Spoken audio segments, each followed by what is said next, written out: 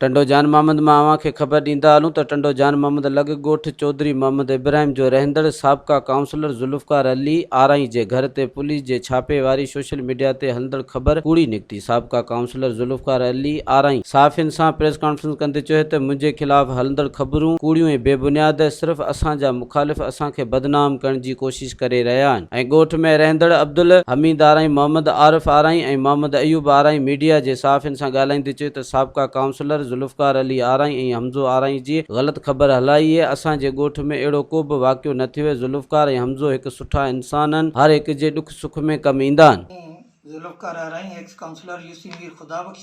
ये social media पे खबरें चल रही हैं कि गांव 201 में पुलिस ने छापा मारा है, सीआईए ने।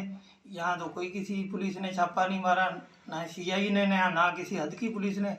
ये हमारे से पे सोशल मीडिया पे ये गलत खबरें चलाई जा रही हैं कि निजात दिलाई जाए, जो ये हमारे शरीफ आदमियों पे इतने बड़े इल्ज़ाम लगा रहे हैं। मज़ीद ख़बरनि ऐं तफ़सीलात लाइ विज़िट कयो असांजी वेबसाइट www.awamiNewsHD.com ऐं ॾिसंदा रहो अवामी न्यूज़